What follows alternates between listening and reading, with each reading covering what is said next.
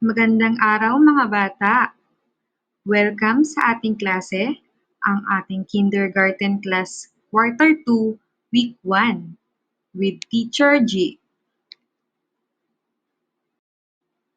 Ang ating paksa ngayong linggo ay tayo ay kabilang sa komunidad.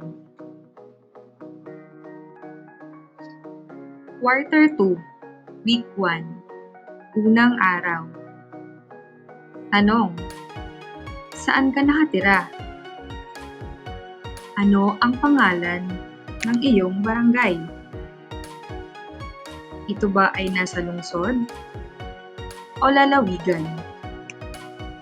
Saan halaw o ano ang pinanggalingan ng pangalang ito? Quarter 2, Week 1, Ikalawang Araw. May iba't ibang uri ng komunidad ayon sa kabuhayan ng mga naninirahan dito. May mga mangingisda at magbubukid na kalimitang matatagpuan sa mga lalawigan. Tanong: ano ang malimit na kabuhayan o pinagkakakitaan ng mga tao sa iyong komunidad? At bakit? Nasa ikalawang araw pa rin tayo. Sa pagpapatuloy, mayroon ding mga mangangaso na umaasa sa paghuli ng mga hayop bilang pagkukunan ng kanilang makakain. Tanong: ano ang malimit na kabuhayan o pinagkakakitaan ng mga tao sa iyong komunidad? At bakit? Mayroon ding nagmamanupaktura na nasa parehong lalawigan at syudad at iba pa. Tanong: ano nga ba ang malimit na kabuhayan o pinagkakakitaan ng mga tao sa inyong komunidad? At bakit? Quarter 2, Week 1, Ikatlong Araw. May iba't ibang lugar sa komunidad at may mga taong nagtatrabaho sa mga lugar na ito.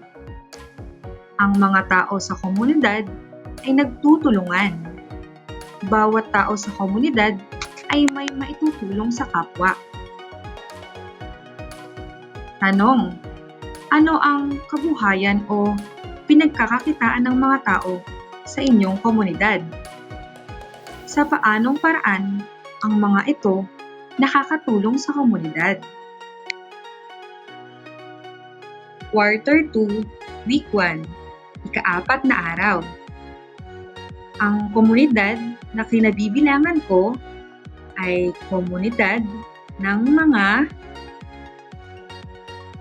Tanong: kung ikaw ay bibigyan ng pagkakataong magbigay ng pangalan sa lungsod, lalawigan na kinabibilangan mo, ano ang ipapangalan mo rito?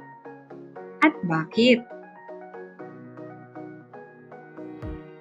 Maraming paraan ng pagtutulungan sa isang komunidad.